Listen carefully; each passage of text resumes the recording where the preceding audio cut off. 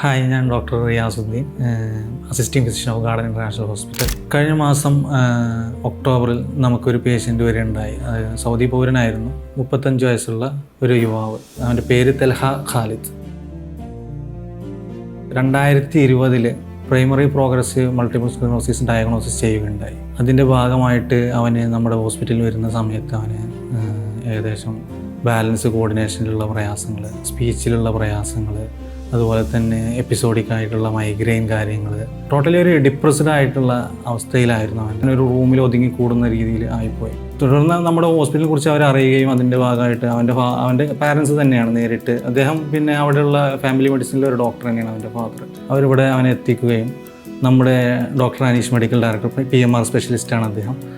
അദ്ദേഹത്തിൻ്റെ നേതൃത്വത്തിൽ നമ്മുടെ ഇൻ്റഗ്രേറ്റഡ് PMR ടീം അവനെ കൺസൾട്ട് ചെയ്യുകയും ഒരു ഇൻ്റഗ്രേറ്റഡ് ആയിട്ടുള്ള റിഹാബ് പ്ലാന് അവർക്ക് പറഞ്ഞ് മനസ്സിലാക്കി അവരെ കൺവിൻസ് ചെയ്യുകയും ചെയ്തു.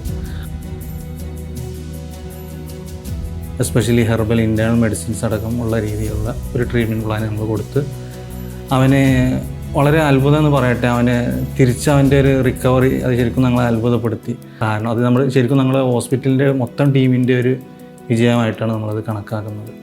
I want to expand my thanks to the doctors here. അപ്പോൾ അവൻ പോകുന്ന സമയത്ത് ഈ പറഞ്ഞ രീതിയിൽ അവൻ്റെ ഡിപ്രഷൻ കാര്യങ്ങളെല്ലാം മാറി, അവൻ്റെ ഈ ബാലൻസ് കോർഡിനേഷനിൽ നല്ല ഇമ്പ്രൂവ്മെൻ്റ് ഉണ്ടായി, സ്പീച്ചിൽ നല്ല ഇമ്പ്രൂവ്മെൻ്റ് ഉണ്ടായി. മൊത്തത്തിൽ അവൻ്റെ ഈ പറഞ്ഞ ഡൊമൈനുകളിലൊക്കെ നമുക്ക് നല്ലൊരു ചേഞ്ചസ് കാണാൻ സാധിച്ചു.